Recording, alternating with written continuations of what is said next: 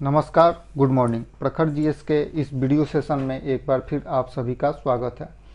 इस वीडियो के माध्यम से हम लोग इडुटेरिया 5000 प्लस बहुवैकल्पिक प्रश्न का जो बुक है उसके सेट नंबर 2 का डिस्कशन करेंगे। तो आइए शुरू करते हैं आज का यह वीडियो। पहला क्वेश्चन है, निम्न में से कौन सा मूल अधिकार केवल भारतीय नागरिकों को ही प्राप्त है? तो सही उत्तर हो जाएगा ऑप्शन नंबर डी, उपयुक्त सभी, अर्थात अनुच्छेद 15, अनुच्छेद 16 और अनुच्छेद 19 ये सभी मूल अधिकार भारतीय नागरिकों को प्राप्त है। भारतीय संविधान के अनुसार आर्टिकल 15, 16, 19, 29 और 30 ये सभी मूल अधिकार जो हैं ये भारतीय नागरिकों को ही प्राप्त है, अर्थात केवल भारतीय नागरिकों को प्राप्त है। बाकी सभी मूल अधिकार भारतीय नागरिकों और अन्य नागरिक यानी कि विदेशियों को भी प्राप्त है। भारतीय संविधान में जो मूल अधिकार है, इस मूल अधिकार का वर्णन भाग 3 में किया गया है। मूल अधिकार का वर्णन भाग 3 में आर्टिकल 12 से लेकर 35 तक मूल अधिकार का वर्णन किया गया है। भारतीय संविधान के अनुसार नागरिकों को 6 प्रकार के मूल अधिकार प्राप्त हैं, जिसमें से समानता का अधिकार, आर्टिकल 14 से 18 तक समानता का अधिकार। दूसरा, स्वतंत्रता का अधिकार, आर्टिकल 19 से 22 तक स्वतंत्रता का अधिकार। शोषण के विरुद्ध अधिकार, आर्टिकल 23 से 24 तक शोषण के विरुद्ध अधिकार। और धार्मिक स्वतंत्रता का अधिकार, आर्टिकल 25 से आर्टिकल 28 तक। सांस्कृतिक और शिक्षा संबंधी अधिकार आर्टिकल 29 और 30 में है, जबकि संवैधानिक उपचारों का अधिकार आर्टिकल 32 में है। ये 6 प्रकार के अधिकार भारतीय संविधान के द्वारा दिए गए हैं। नेक्स्ट क्वेश्चन है, निम्न कथनों पर विचार करें। राज्यसभा के सदस्यों का कार्यकाल 4 वर्ष का होता है। राज्यसभा के बारे में ये क्वेश्चन पूछ रहा है, तो राज्यसभा के सदस्यों का कार्यकाल 4 वर्ष का होता है, गलत है। राज्यसभा के सदस्यों का कार्यकाल 6 वर्ष होता है। राज्यसभा सदस्य के लिए कम से कम 35 वर्ष आयु होना अनिवार्य है। राज्यसभा का सदस्य बनने के लिए 35 वर्ष आयु होना नहीं बल्कि 30 वर्ष का आयु होना अनिवार्य है। राज्यसभा अस्थायी सदन है, सही है, लेकिन इसके 1/4 सदस्य प्रति दूसरे वर्ष पदमुक्त हो जाते हैं, गलत है। 1/4 नहीं बल्कि ये 1/3 सदस्य प्रति दूसरे वर्ष पदमुक्त हो जाते हैं, इसलिए इसका सही उत्तर हो जाएगा।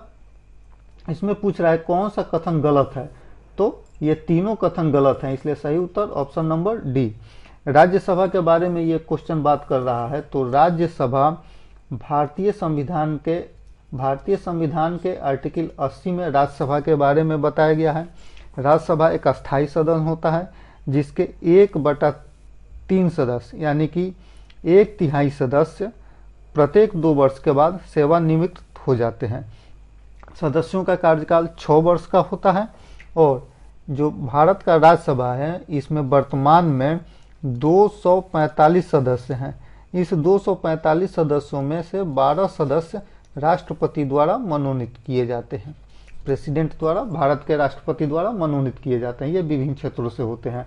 नेक्स्ट क्वेश्चन है, धन विधेयक को राज्यसभा अधिकतम कितने दिनों तक रोक सकती है? तो सही उत्तर हो जाएगा ऑप्शन नंबर ए, 14 दिनों तक। धन विधेयक को राज्यसभा अधिकतम 14 दिनों तक रोक सकती है। जब हम धन विधेयक की बात करते हैं तो धन विधेयक के मामले में राज्यसभा को एक तरह से कहें तो कोई भी अधिकार नहीं है।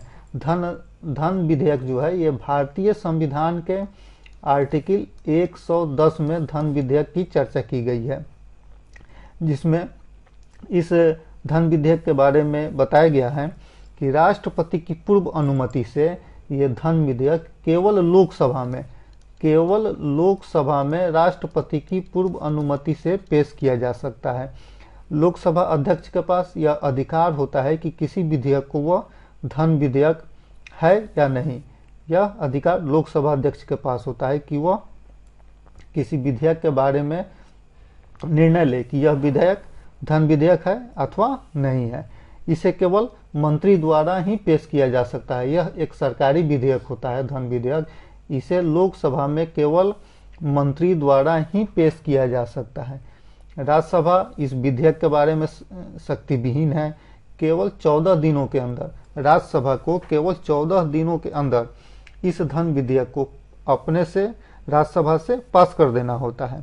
अगर वह पास नहीं करता है, कुछ सुझाव देता है, तो लोकसभा के पास यह अधिकार है कि उस सुझाव को माने या ना माने।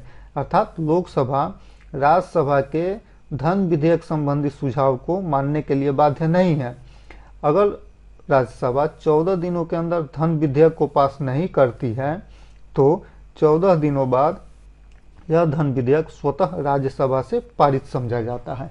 सही उत्तर ऑप्शन नंबर ए।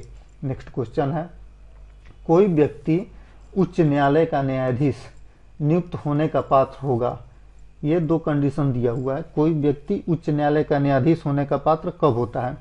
भारत राज्य के राज्य क्षेत्र में कम से कम 10 वर्षों तक न्यायिक पद धारण किया हो या लगातार 10 वर्षों तक उच्च न्यायालय या न्यायालयों में अधिवक्ता रहा हो। सही है। उसकी आयु कम से कम 35 वर्ष हो। गलत है, इसलिए इसका सही उत्तर हो जाएगा ऑप्शन नंबर ए, केवल एक सही।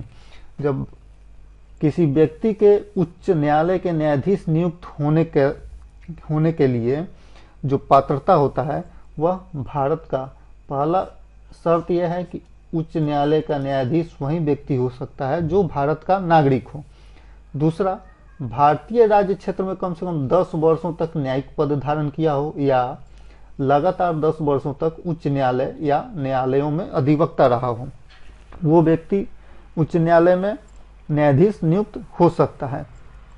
उच्च न्यायालय में जो न्यायाधीश नियुक्त होते हैं उन्हें राष्ट्रपति द्वारा सीजेआई या अर्थात भारत के उच्चतम न्यायालय के मुख्य न्यायाधीश के परामर्श से राष्ट्रपति उन्हें उच्च न्यायालय में नियुक्त करते हैं।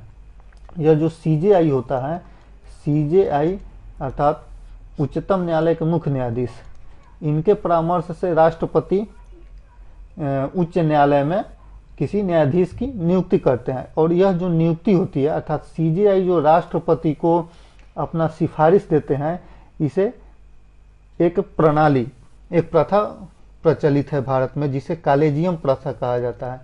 कॉलेजियम प्रथा, इसी प्रथा के तहत सीजेआई राष्ट्रपति को न्यायाधीशों की एक लिस्ट देते हैं, उन्हीं में से राष्ट्रपति उस न्यायाधीश की नियुक्ति करते हैं। नेक्स्ट क्वेश्चन है, वित्तीय आपात उद्घोषणा का अनुमोदन करने वाले संकल्प सदन के दोनों सदनों द्वारा कितने माह के भीतर होना चाहिए? सही उत्तर ऑप्शन नंबर सी, 2 माह।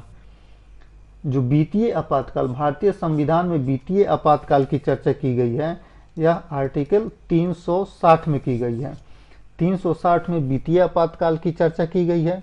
आर्टिकल 360 के अनुसार वित्तीय आपातकाल की घोषणा का अनुमोदन संसद द्वारा आपातकाल जारी होने की तिथि से 2 माह के अंदर क्या होना चाहिए? संसद द्वारा या इसे पारित कर हो जाना चाहिए।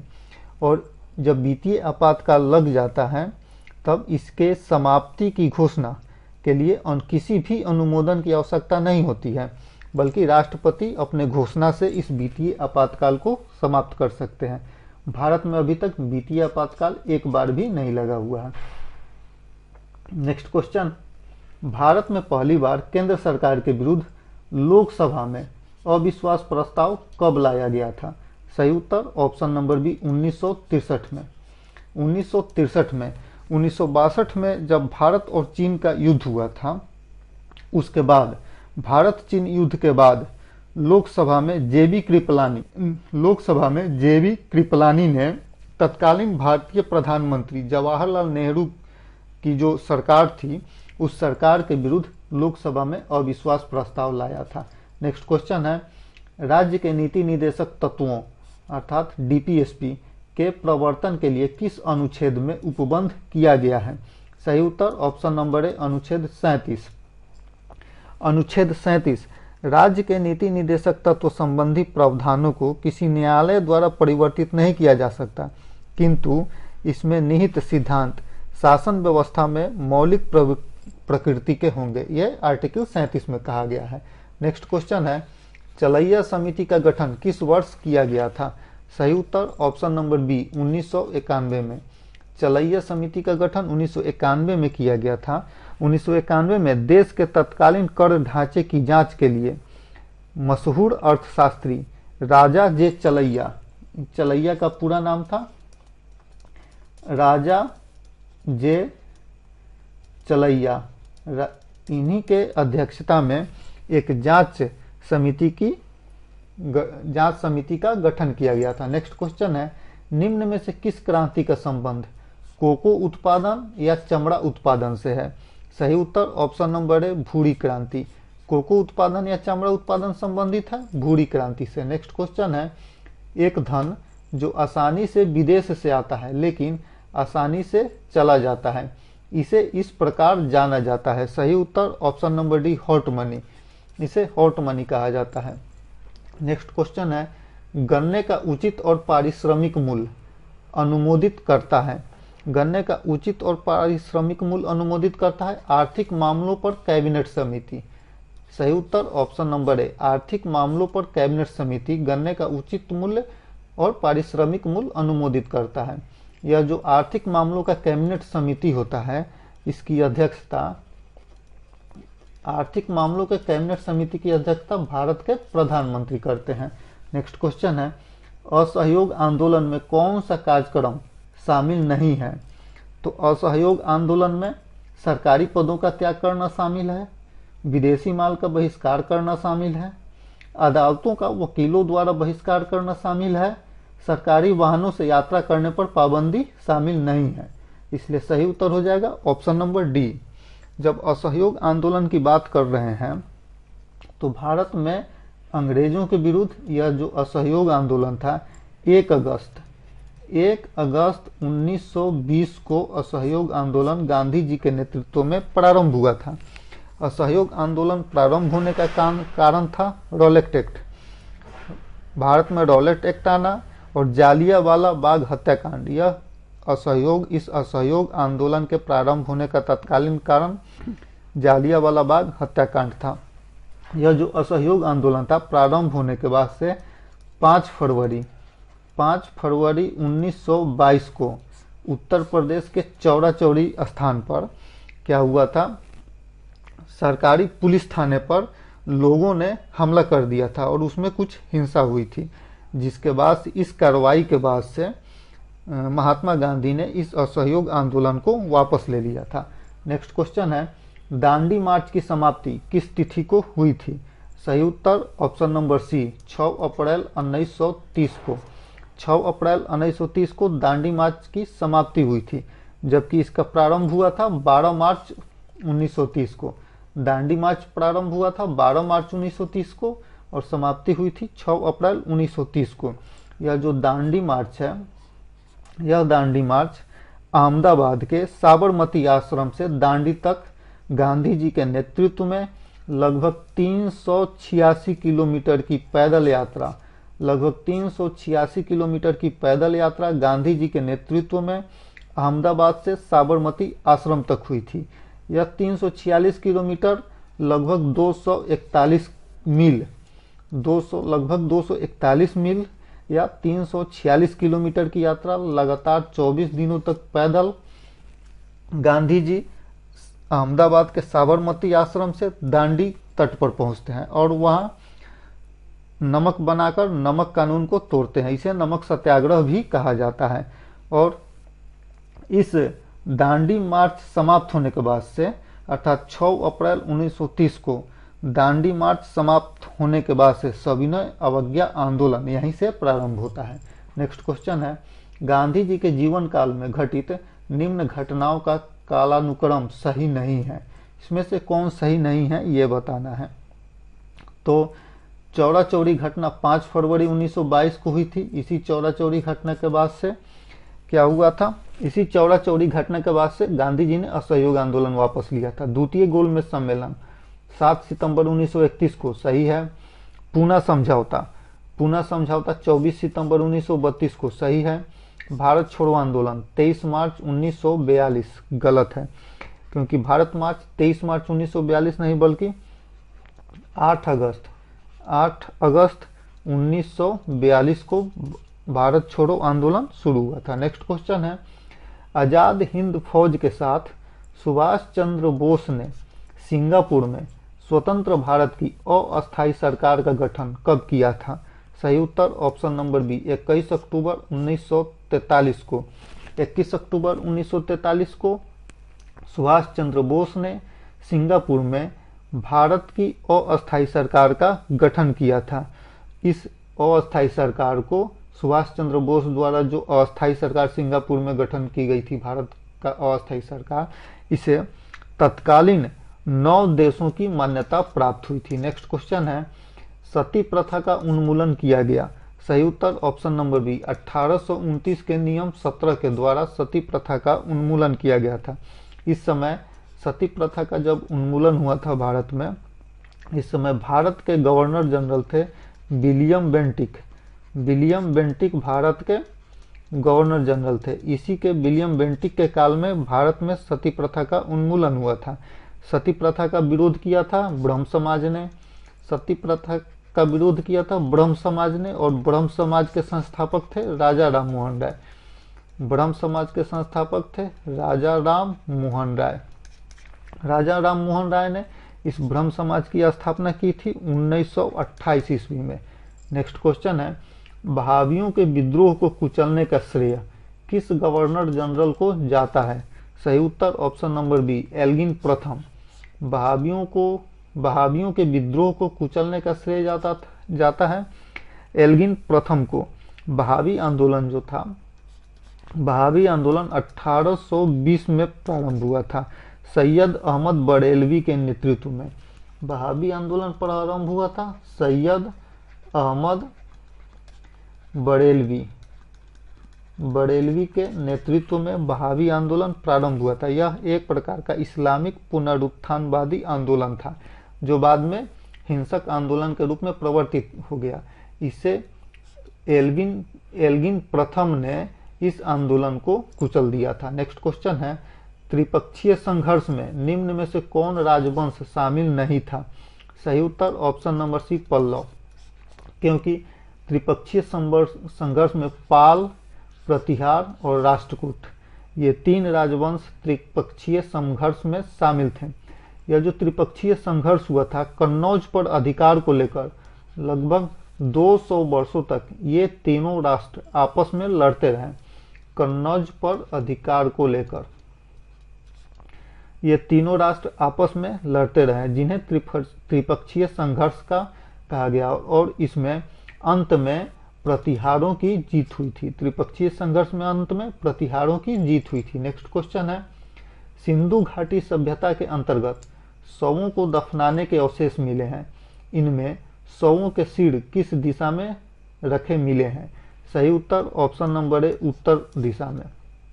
सिंधु घाटी सभ्यता में एक स्थान मिला है लोथल। लोथल में दोहरे समाधान का साक्ष्य मिला है। लोथल में दोहरे समाधान का साक्ष्य मिला है। नेक्स्ट क्वेश्चन है, किस बौद्ध संगीति में बौद्ध धर्म का 2 संप्रदायों में विभाजन हो गया?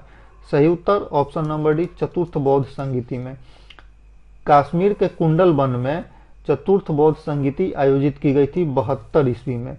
72 ईस्वी में कश्मीर के कुंडल वन में चतुर्थ बौद्ध संगीति का आयोजन हुआ था। तब उस समय कनिष्क का शासनकाल था कश्मीर में, और इस चौथी बौद्ध संगीति की अध्यक्षता की थी वसुमित्र ने। वसुमित्र इस बौद्ध संगीति के अध्यक्ष थे तथा उपाध्यक्ष थे अश्वघोष। इसी बौद्ध संगीति में जो बौद्ध धर्म है, इस बौद्ध धर्म का 2 भागों में विभाजन हो गया, हीनयान और महायान। हीनयान और महायान। नेक्स्ट क्वेश्चन है, महावीर स्वामी को किस नदी के तट पर कैवल्य की प्राप्ति हुई थी? सही उत्तर है ऑप्शन नंबर सी रिजुपालिका नदी के तट पर महावीर स्वामी को कैवल्य की प्राप्ति हुई थी 498 ईस्वी पूर्व में। कैवल्य का अर्थ होता है सर्वोच्च ज्ञान। रिजुपालिका नदी के तट पर साल वृक्ष के नीचे महावीर स्वामी को कैवल्य की प्राप्ति हुई थी। नेक्स्ट क्वेश्चन है, आजीवक संप्रदाय के संस्थापक निम्न में से कौन है? सही उत्तर option number C, Makkhaliputra Gosala. Makkhaliputra Gosala Ajivika संप्रदाय के संस्थापक हैं। यह जो आजीवक संप्रदाय है स्वयं को नास्तिकवादी या भौतिकवादी मानता है। नेक्स्ट क्वेश्चन है, किस मुगल शासक के शासनकाल को स्थापत्य कला का स्वर्णिम काल कहा जाता है? सही उत्तर ऑप्शन नंबर सी, शाहजहां के शासनकाल को मुगल शासनकाल के स्थापत्य कला का स्वर्णिम काल माना जाता है।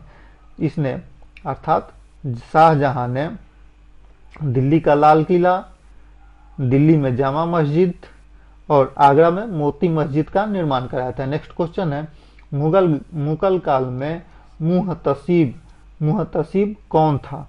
सही उत्तर ऑप्शन नंबर डी, आचरण अधिकारी। मुगल काल में मुहतसिब माना जाता था लोक आचरण अधिकारी को। यह जो मुहतसिब था यह लोगों के आचरण पर नजर रखता था तथा दरबारी शिष्टाचार को भी बनाए रखता था। नेक्स्ट क्वेश्चन है, दीवान ए अर्ज किस विभाग से संबंधित है? सही उत्तर ऑप्शन नंबर सी, सैन्य विभाग से संबंधित है। दीवान ए अर्ज जिसका स्थापना किया था बलबन ने दीवान ए अर्ज का स्थापना किया था। यह जो बलबन था यह गुलाम वंश का शासक था। भारत में गुलाम वंश का शासक था बलबन, जिसने दीवान ए अर्ज का स्थापना किया था। इस दीवान ए अर्ज का यह जो दीवान ए अर्ज है यह सैन्य विभाग के नाम से जाना जाता है। सैन्य विभाग का नाम था दीवान ए अर्ज, जिसकी स्थापना की थी बलबन ने इस दीवान ए अर्ज की स्थापना के अतिरिक्त इसने लौह और रक्त की नीति अपनाई थी। लौह और रक्त की नीति बलबन ने अपनाई थी। इसी के साथ ही बलबन ने पैबोस और सजदा प्रथा की शुरुआत की थी। इस बलबन ने इसके अतिरिक्त उलेमाओं को राजनीतिक कार्य में हस्तक्षेप की अनुमति को समाप्त कर दिया था और इसने दीवान अर्ज की स्थापना की थी जो उसका सैन्य विभाग था। नेक्स्ट क्वेश्चन है, बसावन व दसवंत किस शासक के दरबारी चित्रकार थे? सही उत्तर ऑप्शन नंबर बी, अकबर के दरबार के चित्रकार का नाम था बसावन व दसवंत। इसने अकबर ने चित्रकारों के लिए एक कारखाना भी बनवाया था। नेक्स्ट क्वेश्चन है, निम्नलिखित में से कौन सुमेलित नहीं है? तो नरोड़ा परमाणु विद्युत गृह उत्तर प्रदेश में है, सही है।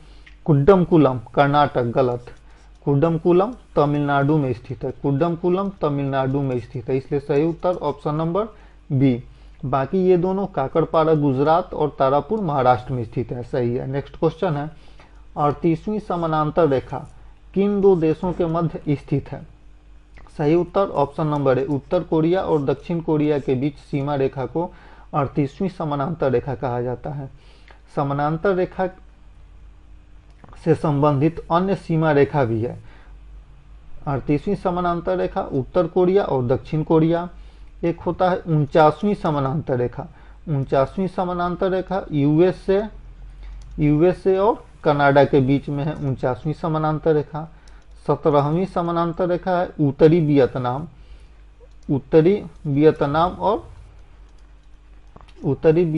और दक्षिणी वियतनाम के बीच में है 17वीं समानांतर रेखा। नेक्स्ट क्वेश्चन है, निम्न में से कौन सा एक अच्छे ईंधन का गुण नहीं है?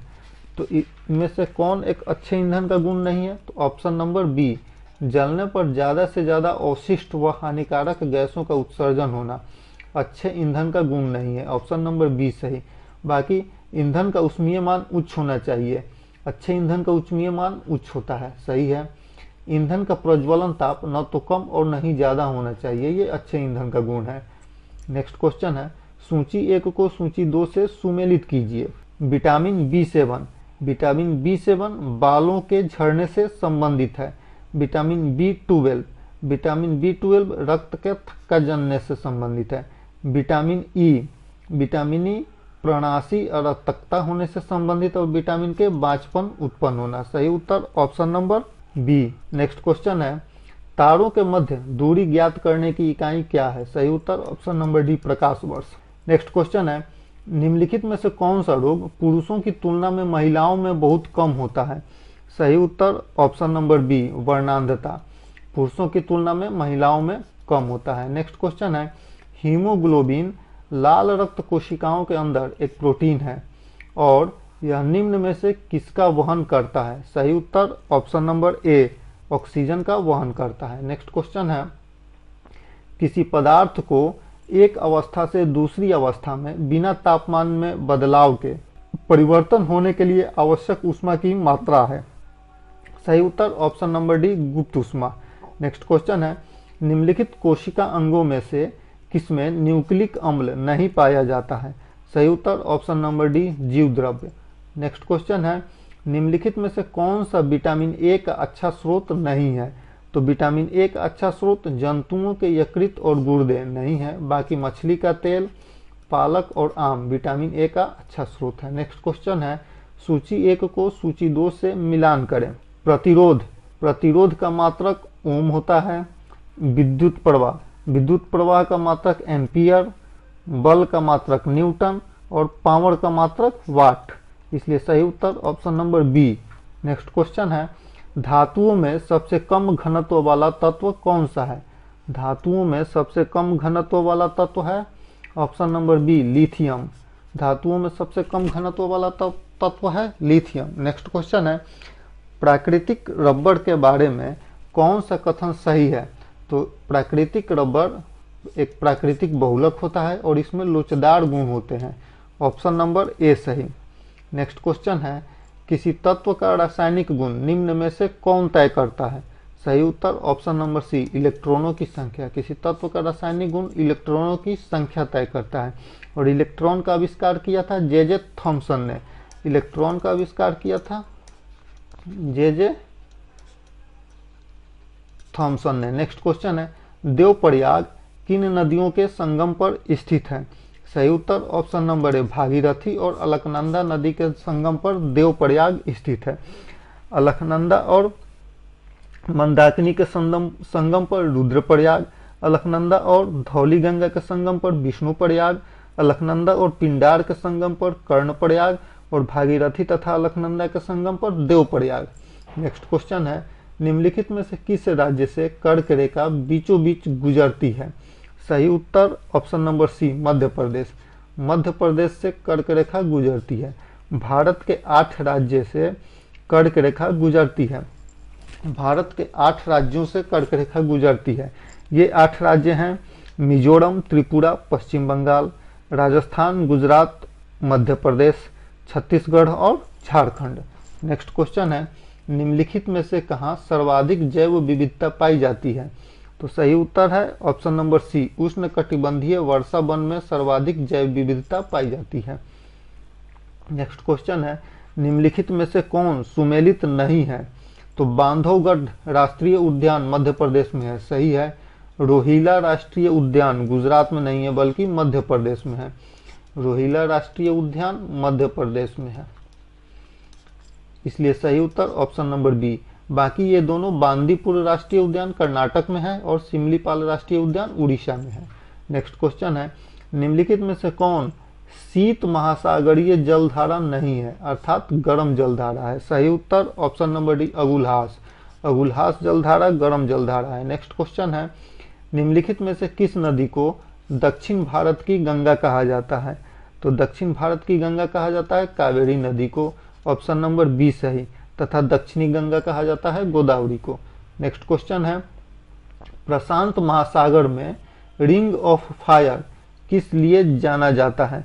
सही उत्तर ऑप्शन नंबर भूकंप और ज्वालामुखी के, इसलिए ऑप्शन नंबर बी सही। प्रशांत महासागर में रिंग ऑफ फायर जाना जाता है भूकंप और ज्वालामुखी के क्षेत्र को। नेक्स्ट क्वेश्चन है, निम्नलिखित में से कौन सही सुमेलित नहीं है?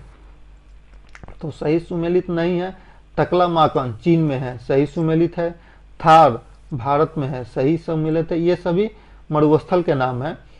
तकलामाकन मरुस्थल चीन में, थार मरुस्थल भारत में, आटाकामा मरुस्थल चिली में और गिब्सम अफ्रीका में नहीं बल्कि ऑस्ट्रेलिया में। गिब्सन मरुस्थल ऑस्ट्रेलिया में स्थित है, इसलिए ऑप्शन नंबर डी सही। नेक्स्ट क्वेश्चन है, प्रतिरोधात्मक या घर्षणात्मक बेरोजगारी क्या है? सही उत्तर ऑप्शन नंबर सी, व्यवसाय रोजगार परिवर्तन की प्रक्रिया के दौरान श्रमिक या व्यक्ति का कुछ समय के लिए बेरोजगार होना प्रतिरोधात्मक या घर्षणात्मक बेरोजगारी कहलाता है। नेक्स्ट क्वेश्चन है, न्यूनतम समर्थन मूल्य के बारे में निम्नलिखित कथनों पर विचार करें। न्यूनतम समर्थन मूल्य आर्थिक मामलों की मंत्रिमंडलीय समिति द्वारा प्रस्तावित की जाती है, सही है। न्यूनतम समर्थन मूल्य कृषि लागत एवं मूल्य आयोग द्वारा अनुमोदित की जाती है, ये भी सही है, इसलिए सही उत्तर हो जाएगा ऑप्शन नंबर सी। धन्यवाद।